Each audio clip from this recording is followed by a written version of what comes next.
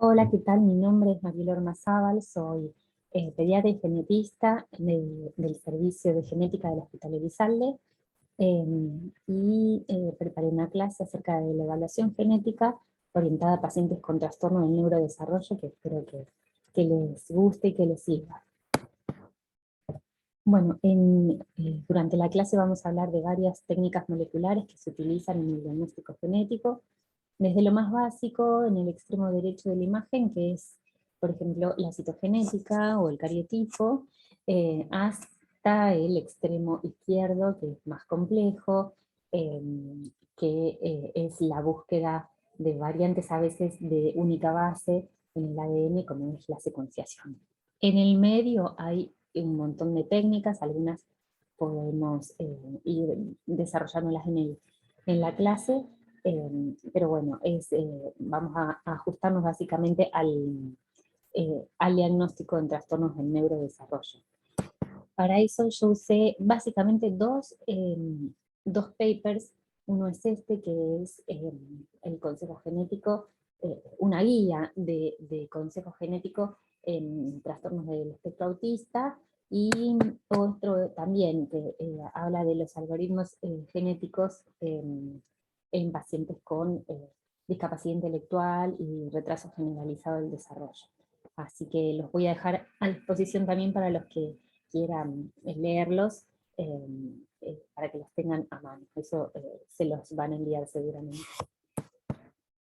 Bueno, con respecto al diagnóstico de trastorno del espectro autista, perdón, definición del trastorno del espectro autista, sé que hay muchas definiciones, pero bueno, yo anoté justamente la que está en uno de los papers, y a ver si les gusta. Habla de un grupo de trastornos del neurodesarrollo, de aparición temprana, caracterizados por alteración en las habilidades sociales y comunicativas y comportamiento estereotipado. Una de las principales características es que el fenotipo es extremadamente variable, por eso también dificulta a veces un poco el diagnóstico, pero también puede asociarse con otras comorbilidades como son la hiperactividad, trastornos del sueño, trastornos gastrointestinales, epilepsia, etc. Se cree que afecta el 1% de la población y es 4 veces más frecuente en varones que en mujeres. La heredabilidad del TEA se estima en 50-90%, o sea, tiene mucha base genética. Y obviamente la comprensión de esa base genética nos va a dar información para poder hablar a la familia sobre riesgos de recurrencia, pronósticos y en algunos casos también posibles tratamientos. Con respecto a la definición de retraso global del desarrollo, también en el segundo paper que mostré, define como un retraso funcional significativo en 2 o más dominios, por ejemplo, motor, grueso o fino, en el habla o lenguaje, expresiva, receptiva o mixta, en la cognición, en actividades sociales y de la vida diaria. Y otra vez, el origen genético, en la base genética se cree que es la causa del 25-50% de las causas identificadas. Este gráfico también lo saqué de uno de los papers, que está bueno para hablar un poco de lo que es la herencia de el espectro autista. Eh, Sabemos que en general se considera como una herencia poligénica, multifactorial, pero en algunos casos podemos encontrar en un paciente, cuando lo estudiamos, alguna variante de riesgo alto, muy alto, que cierra el diagnóstico, nos permite el asesoramiento, ¿sí?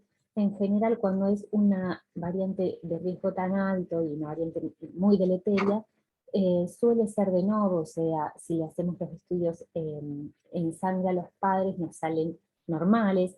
Eso uno puede asumir que en el momento de la concepción se produjo esa variante y es la que causa la clínica del paciente. Pero bueno, siempre hay que considerar, y de hecho en el asesoramiento, que uno no puede ver si alguno de estos padres que nos vienen a armar el estudio de sangre no tienen un mosaicismo de esa variante. Eso quiere decir, cuando una población de células de un organismo tiene información genética que difiere del resto, ¿sí?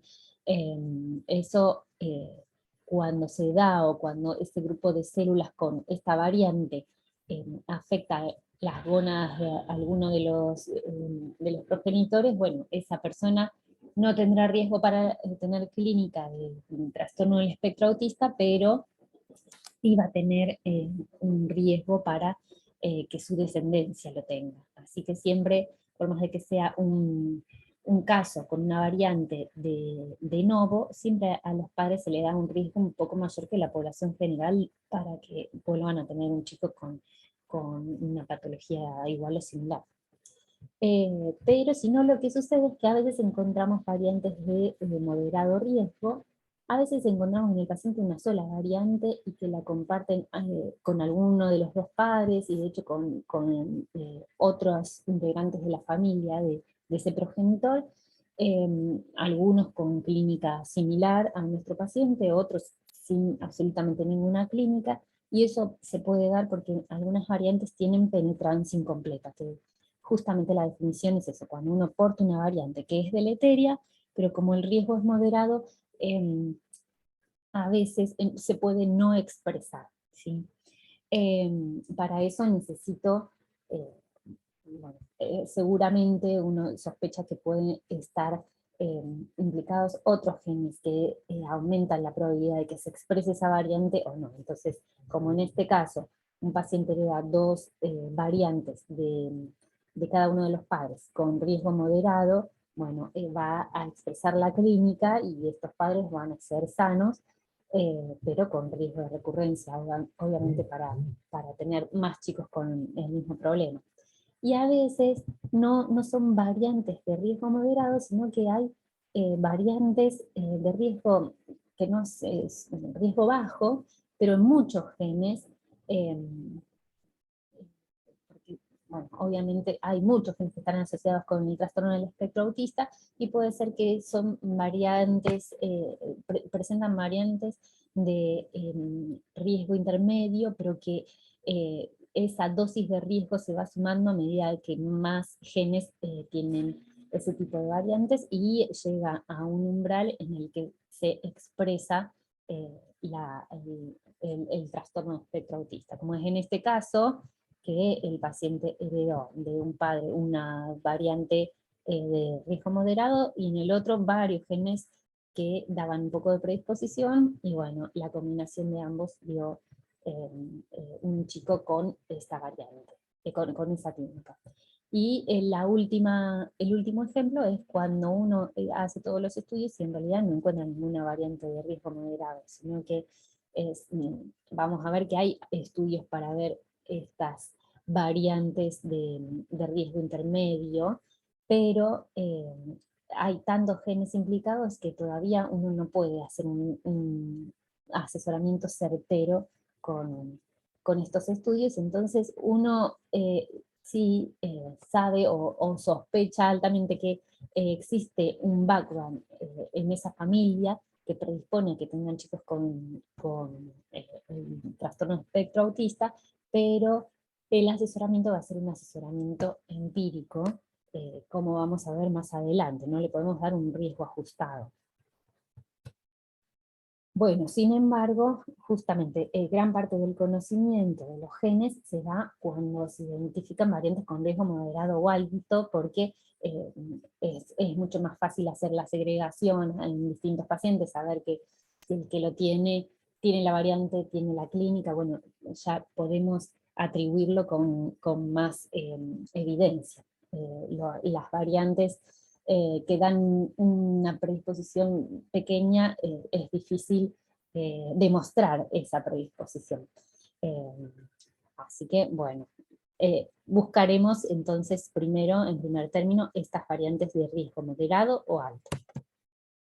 Y para la evaluación con un paciente con trastornos del neurodesarrollo en general, es lo mismo para todos, preguntamos antecedentes familiares, es importante la consanguinidad de los padres, que nos va dando sospechas de determinadas enfermedades o determinados mecanismos de herencia, si hay abortos espontáneos, muertes postnatales en la familia, antecedentes prenatales de exposición a teratógenos, infecciones, hallazgos ecográficos prenatales importantes, los antecedentes perinatológicos de parto, historia neonatal, eh, la progresión del desarrollo de ese paciente, si tuvo alguna regresión en algún momento, si presenta condiciones médicas coexistentes, si tiene completo el screening de malformaciones internas. Todo es importante, desde evaluación auditiva, de visual, ecografía abdominorenal, ecocardio, y la resonancia magnética de alta resolución, en el mejor de los casos, ya que permite detección de algunas malformaciones congénitas del sistema nervioso central, alguna disgenesia cerebral o lesiones adquiridas, que nos hacen sospechar más o nos aleja más del diagnóstico de una causa genética de base. Y con respecto a los estudios genéticos, cuando uno ya evalúa al paciente y empieza a plantearse qué estudios pedir, y muchas veces empezamos con el cariotipo, por una cuestión de que es un estudio que se hace a nivel público, a nivel privado, es bastante accesible, pero bueno, vemos que en las guías de estos papers, que son de bibliografía extranjera, y que apunta a un algoritmo más ideal, el cariotipo está como más limitado, y solo se pediría cuando uno sospecha una neoploidía o una anomalía cromosómica, o cuando hay historias de abortos espontáneos en los papás a repetición, que también uno sospecha que puede haber una anomalía cromosómica balanceada, que esos padres pueden tener un reordenamiento, una traslocación cromosómica, y que puede predisponer a desbalances en sus hijos. Entonces, eh, solamente te sugieren pedir cariotipo en estos casos. La realidad es que nosotros habitualmente es el estudio que pedimos, eh, porque vamos a ver más adelante que otros estudios son más difíciles de conseguir, sobre todo a nivel público. Sospecha de cromosomopatía o de aneuploidía, las más típicas son estas: la trisomía 21, síndrome de Down, trisomía 13, trisomía 18, en general ya en periodo neonatal y por examen físico uno puede sospechar, a veces no es tan evidente, sobre todo trisomía 13 o 18, pero sí uno ya cuando ve muchas malformaciones congénitas y determinados tipos de malformaciones, uno puede sospechar, y es el gold standard, el cariotipo para estas anomalías, porque es algo que se ve. Y de hecho el cariotipo, una de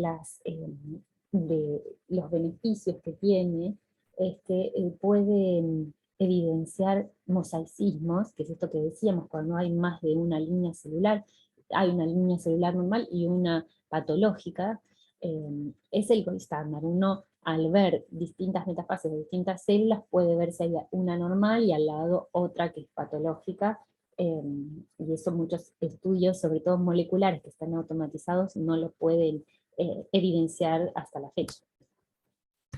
Bien, y después hay otras anomalías, no olvidarse que hay otras anomalías cromosómicas que no dependen de que haya un cromosoma de más o de menos, y que son de lesiones, duplicaciones, bueno, hay un montón de anomalías que se pueden evidenciar con el cariotipo, así que no hay que subestimar al cariotipo. Un ejemplo que dejo acá es el síndrome de Cri-du-Chat, que es una lesión o pérdida de una porción del brazo corto del cromosoma 5, que produce este síndrome con retraso madurativo profundo.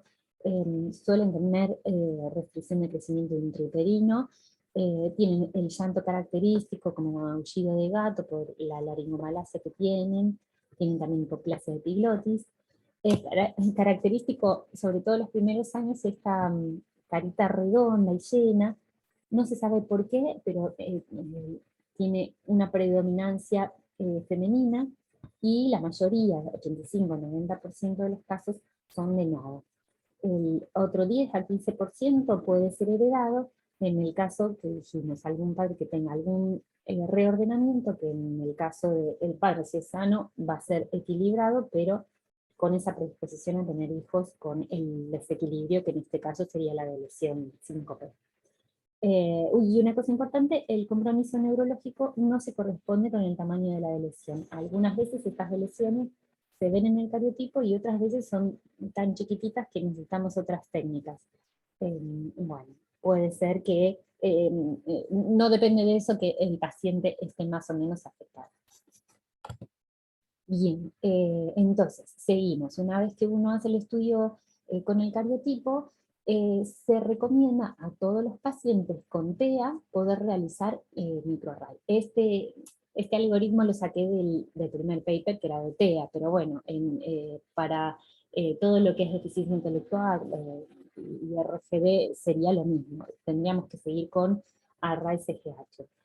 Acá es cuando a veces difiere un poco lo que podemos hacer, sobre todo a nivel público, y lo que dicen las guías, ¿no es cierto?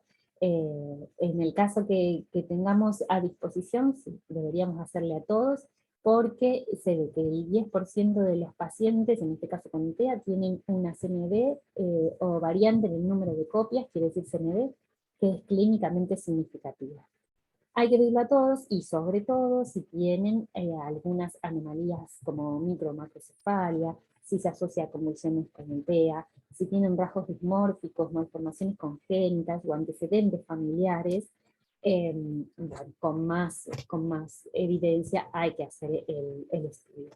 Y después hay un montón de CNVs, pero ya solo con estas tres, que son las más comunes, la 15Q, la 16P, 22Q, en conjunto tienen una incidencia de 3 a 5% de los pacientes con TEA. Así que es importante, ahí se evidencia la importancia.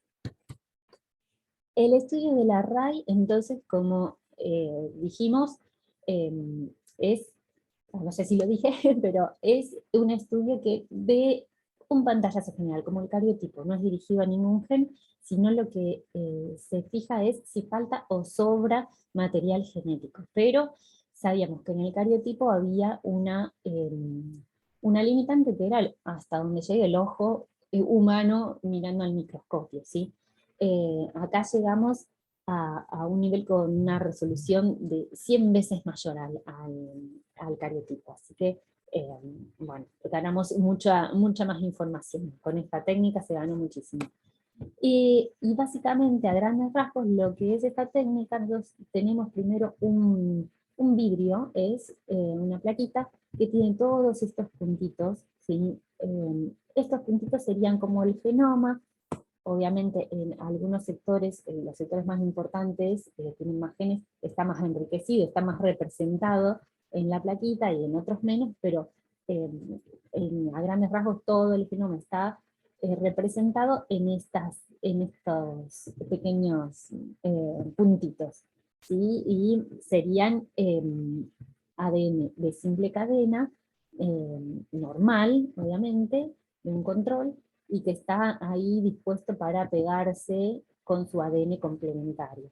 El ADN complementario que se va a pegar entonces con esta plaquita va a ser una combinación del ADN del paciente, que va a estar marcado con un fluorocromo de color verde, así por convención, y un ADN control, también normal obviamente, que va a estar marcado con fluorocromo rojo por convención, en cantidades exactamente iguales. Entonces toda esa mezcla se va a colocar en la plaquita para que se produzca el apareamiento de las dos cadenas simples, y obviamente se hace el lavado para que solo quede lo que está pegadito, bien pegadito y complementario a el ADN de la placa, y después se va a ver qué color se forma según el fluorocromo predominante. Lo ideal es que haya cantidades exactamente iguales, o sea que por azar se hayan pegado tanto ADN de control como ADN del paciente en el mismo puntito. Entonces la combinación de fluorocromo rojo con el verde forma una luz amarilla. ¿Qué pasa? Cuando hay una deleción, me va a faltar esa parte del ADN del paciente, entonces se me van a pegar todos ADNs del control. Entonces el fluorocromo predominante va a ser el rojo y se va a ver el puntito como rojo. Lo contrario sucede cuando hay una duplicación en el paciente, se van a pegar más los fragmentos del paciente comparados con los del control, y el fluorocromo predominante va a ser verde, y me va a marcar el puntito verde.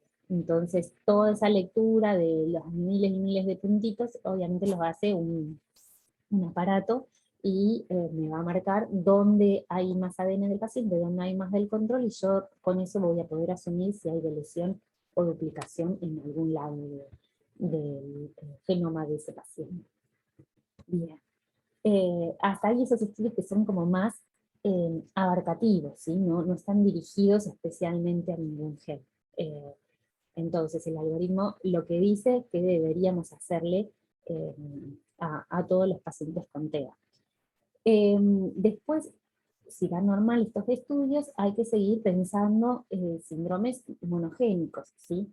Eh, estos que están marcados acá, que es fragilidad del X, síndrome de Rett y el gen TEN, eh, se eligen por prevalencia, ¿sí? Son dentro de lo que son eh, los, las enfermedades genéticas que son raras, es bastante prevalente. Yo acá puse de fragilidad del X, que se da en 14 cada 100.000 varones con TEA. Bueno, eso amerita que tengamos que estudiar a todos los pacientes con TEA varones, ¿sí?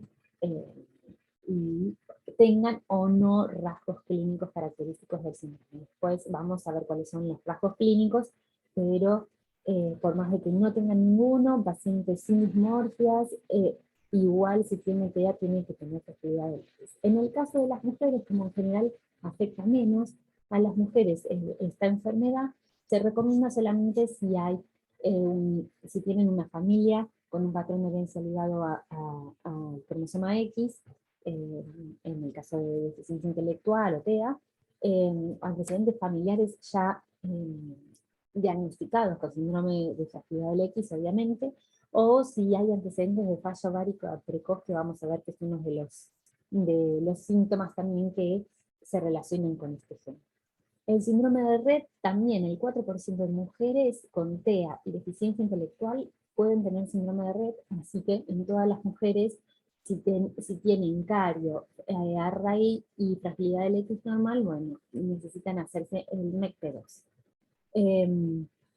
Y el gen TTEN es un gen que puede estar asociado con tumores amartomatosos, y con una enfermedad que es Manuchan-Riley-Rubalcaba, que tienen sobre todo manifestaciones en piel y macrocefalia, y pueden tener deficiencia intelectual y TEA, pero es característica la macrocefalia. Por eso todos los casos de TEA con macrocefalia mayor o igual a 2,5 desvíos estándar, se recomienda poder hacer el gen TETEN, que en este caso sí va a tener que ser con estudios moleculares específicos, ¿sí? Eh, Digo específico, no secuenciación, porque en el caso de fragilidad del X, que se da porque hay una zona en el gen donde hay repetición de tripletes, la secuenciación no me sirve. Si yo hago exoma, la fragilidad del X no se va a detectar, porque tienen que ser técnicas específicas que lo que vean es esa repetición de tripletes, cuántos números de repetición hay, ¿sí? Lo característico es tener hasta 45 copias, y a partir de 45 uno empieza se llama zona gris, de 45 a 55, porque es una región que capaz que no da síntomas, pero da esa predisposición a que se amplíe el número de tripletes de una generación a otra, sobre todo en mujeres, ¿sí? Pero bueno, la mutación completa que está asociada con TEA y con discapacidad intelectual es cuando el número de tripletes es 200 o mayor. En ese caso, el gen se metila, se inactiva, el producto de ese gen, esa proteína, no se produce, y se forma el mecanismo que se activa es la full mutación con toda la clínica de fragilidad del X que ahora vamos a ver. Entre medio dijimos que hasta 55 es normal, el número de copias. De 55 a 200 está la permutación, que sí te da ese riesgo, como decimos, de que en futuras generaciones haya esa ampliación de tripletes y llegue al número mayor de 200 con el efecto de la fulmentación, pero además solo tener una permutación también se asocia con otras patologías que no tienen que ver con TEA o deficiencia intelectual. Fragilidad del X por full mutación, entonces, varones tienen retraso en el desarrollo, discapacidad intelectual, trastornos en el comportamiento, autismo 50-70% de los casos, y dismorfias características que se vuelven más obvias con la edad, tienen una cara alargada, pueden tener dolicocefalia, en este caso no, pero a veces tienen orejas grandes, orejas desplegadas, tienen la mandíbula grande,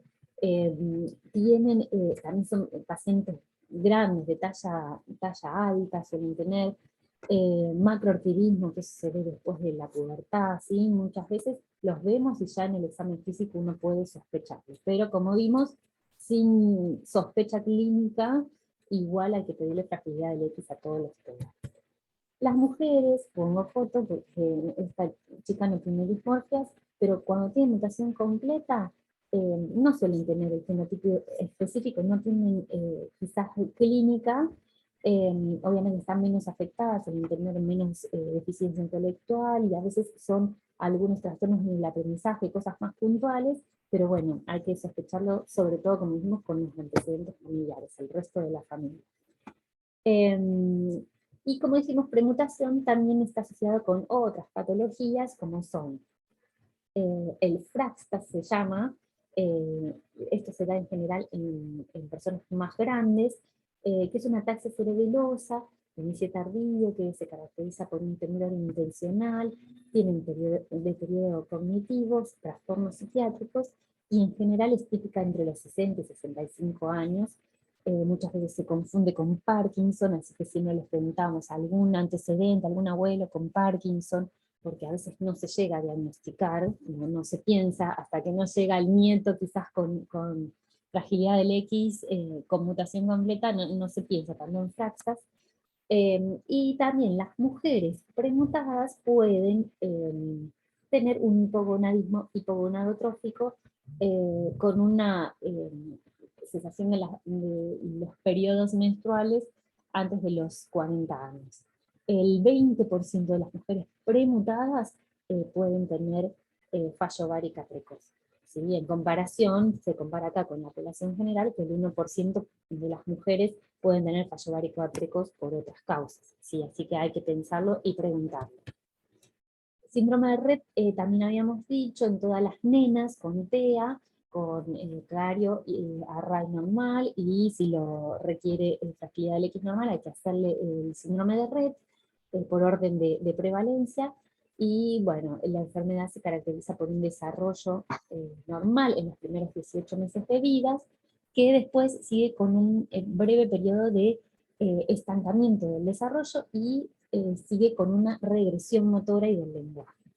Es característico los movimientos repetitivos, estereotipados, sobre todo de las manos, restregarse las manos, como en estas fotos bien gráficos, episodios de gritos, de llanto inconsolable, bueno, el autismo, bruxismo, tienen unos apneas episódicos o hiperneas, que uno pregunta como si suspiran, tienen como suspiros, pueden tener ataxia, apraxia de la marcha, convulsiones, que son muy bien características, microcefalia adquirida, y en hombres, esta es una enfermedad ligada al X dominante, en que las mujeres son muy afectadas, no como de fragilidad del X, que también es dominante, pero las mujeres están un poco afectadas en general, y en este caso, en el síndrome de Rett, en el caso de los hombres, están mucho más afectados, y en general se dice no existe Rett en hombres, salvo una encefalopatía grave neonatal, varones que fallecen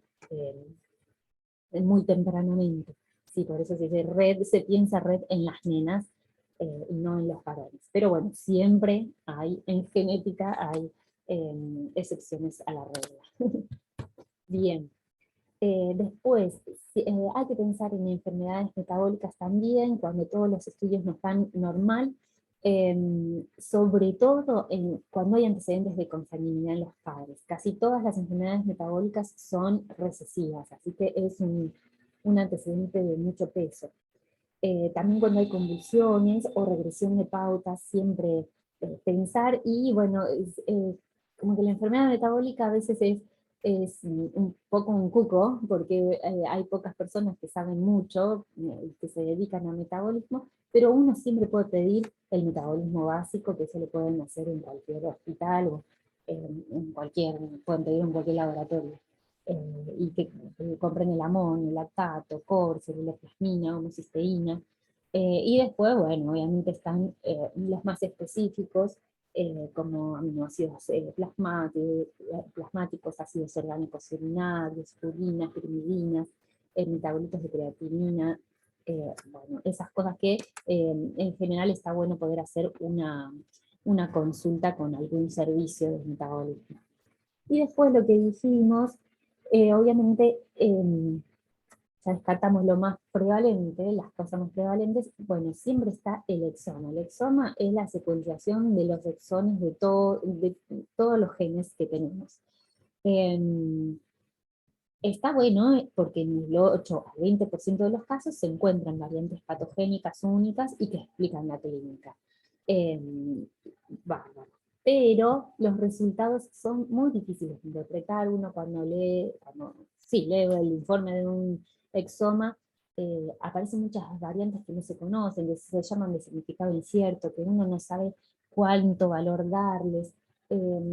Son estudios que seguramente en el futuro van a tener mucho eh, mayor peso en lo que es el diagnóstico y el asesoramiento genético, pero por el momento no se considera una herramienta de primer nivel todavía y quedan muchas cosas por estudiar. Uno puede pedir el exoma, pero bueno, sabe que se atiende a que le lleguen resultados un poco confusos eh, de poder interpretar.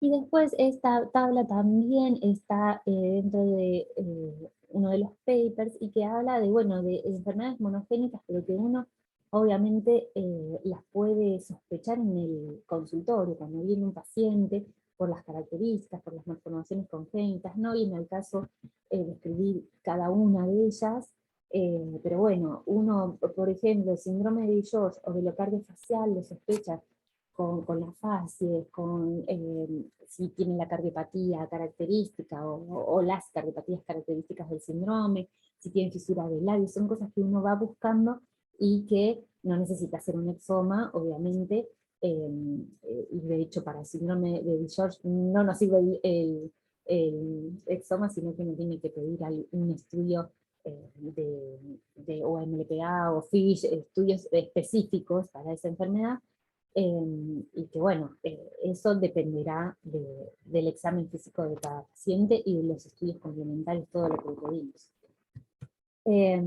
Finalmente, cuando todos los estudios nos dan normales o no concluyentes, uno se tiene que quedar con el asesoramiento empírico.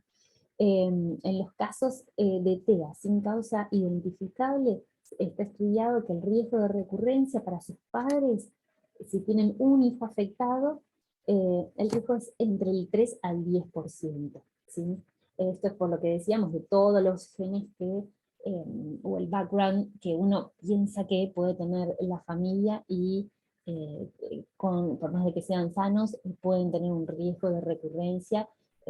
Depende de la combinación de genes que reciban sus hijos.